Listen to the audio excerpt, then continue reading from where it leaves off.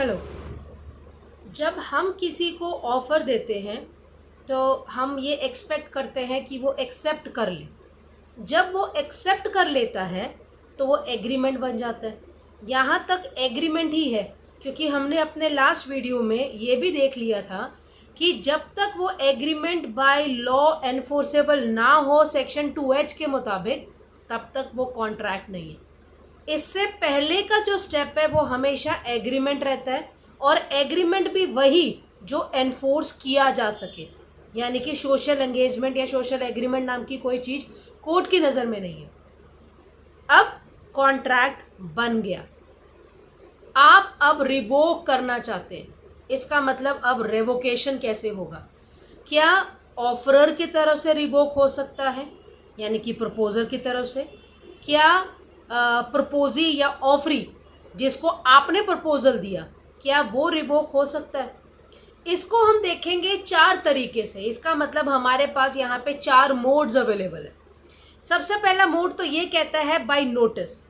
आप नोटिस दे दो, भाई मैंने आपको ऑफ़र दिया था, अब मुझे वो ऑफ़र मंजूर नहीं है, मैं अब आगे नहीं काम करना चाहता। यहाँ पर एक लीडिंग केस इंग्लिश केस का आता है डिकिंसन वर्सेस डॉड्स का। यहाँ पर डॉट साहब ने डिकिंसन को एक प्रॉपर्टी सेल करने का ऑफ़र दिया 800 पॉन्ड्स का 10 जून 1864 में, और ये कहा कि ये ऑफ़र 12 जून तक ओपन है। अगर आपको करना है तो 12 जून सुबह 9 बजे तक ये वैलिड रहेगा, उसके बाद ये ऑफ़र ऑटोमेटिकली लैप्स कर जाएगा। 11 जून को बिना डिकिंसन को बताए हुए मिस्टर डॉड्स ने वो प्रॉपर्टी किसी थर्ड पर्सन को सेल कर दिया, और इसका इन्फॉर्मेशन डॉड्स ने डिकिंसन को नहीं दिया था, और डिकिंसन को कहीं और से पता चल गया था। इन्होंने क्या किया, जानबूझकर 12 जून सुबह 9 बजे से पहले एक्सेप्टेंस भेज दिया कि मुझे आपका ये ऑफ़र मंजूर है। उन्हें ये पता था कि प्रॉपर्टी तो है ही नहीं, अब किसको वो देंगे और क्या वो लेगा। मामला कोर्ट तक चला गया। कोर्ट ने कहा कि भी ये बाइंडिंग है, इसका मतलब ये मोड ऑफ रेवोकेशन माना जाएगा। कैसे? क्योंकि ये इम्प्लाइड चला गया। इम्प्लाइड कैसे? जो चीज़ बिकने के लिए अब बचा ही नहीं, उसको आप खरीदोगे कैसे? तो इसका मतलब क्या हुआ, ये इम्प्लाइड रेवोकेशन था। यहाँ पर इंग्लिश लॉ में कहते हैं कि भी अगर किसी और सोर्स से भी आपको पता चलता है तो फिर वो रेवोकेशन माना जाएगा। लेकिन इंडिया में जब तक आपको प्रपोजर खुद ना कहे तब तक वो रेवोकेशन का मोड नहीं माना जाता। दूसरा मोड आता है बाय लैप्स ऑफ टाइम। भाई लैप्स ऑफ टाइम का सीधा सा मतलब है, जैसे कि हम देखते हैं सेल लगा हुआ है, सेल है तो यहाँ एक ऑफ़र हम कहते हैं कि भाई ये ऑफ़र जो है 31 दिसंबर तक है, रात के 12 बजे तक, तब तक।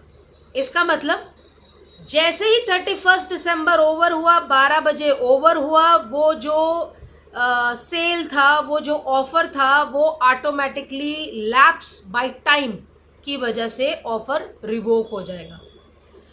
तीसरा आ जाता है यहाँ पे, अगर कोई भी कंडीशन प्रेसिडेंट था और उसका फेलियर है।